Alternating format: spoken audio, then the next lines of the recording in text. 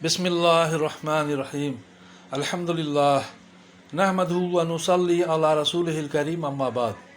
السلام علیکم ورحمۃ اللہ۔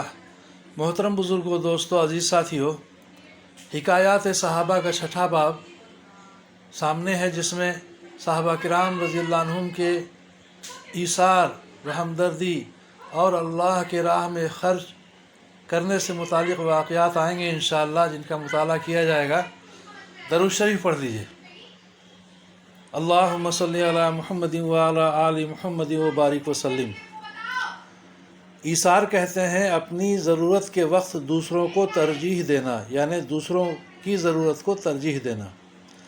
اول تو صحابہ کرام رضی اللہ عنہم اجمعین کی ہر عادت ایسی ہی ہے جس کی برابری تو درکنار، اس کا کچھ حصہ بھی کسی خوش قسمت کو نصیب ہو جائے تو عین سعادت ہے، لیکن بعض عادتیں ان میں ایسی ممتاز ہیں کہ انہی کا حصہ تھیں۔ ان کے من جملہ ایثار ہے کہ حق تعالی شانہ نے کلام اللہ شریف میں اس کی تعریف فرمائی، اور یؤثرون علی انفسہم ولو کان بہم خصاصہ میں اس صفت کو ذکر فرمایا کہ وہ لوگ اپنے اوپر دوسروں کو ترجیح دیتے ہیں گو ان پر فاقہ ہی ہو۔ واقعہ نمبر 1، صحابی رضی اللہ عنہ کا مہمان کی خاطر چراغ بجھا دینا۔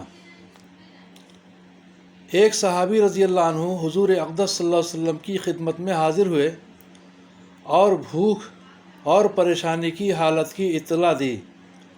حضور صلی اللہ علیہ وسلم نے اپنے گھروں میں آدمی بھیجا، کہیں کچھ نہ ملا، تو حضور صلی اللہ علیہ وسلم نے صحابہ کرام رضی اللہ عنہم سے فرمایا کہ کوئی شخص ہے جو ان کی ایک رات کی مہمانی قبول کرے؟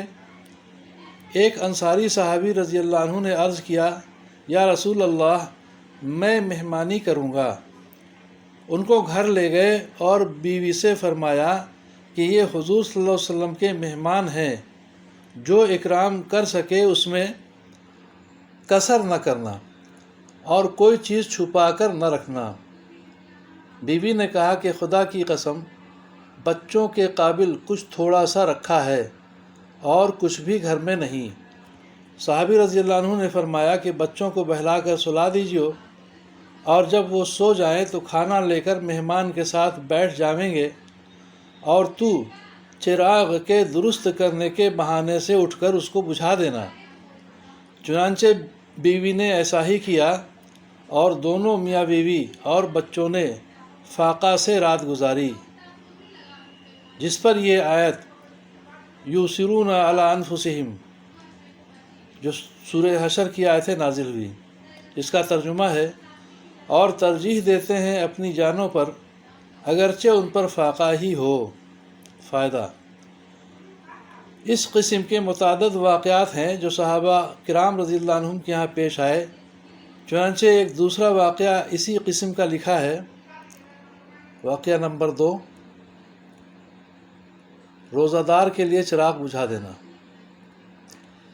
ایک صحابی روزہ پر روزہ رکھتے تھے، افطار کے لیے کوئی چیز کھانے کی میسر نہ آتی تھی۔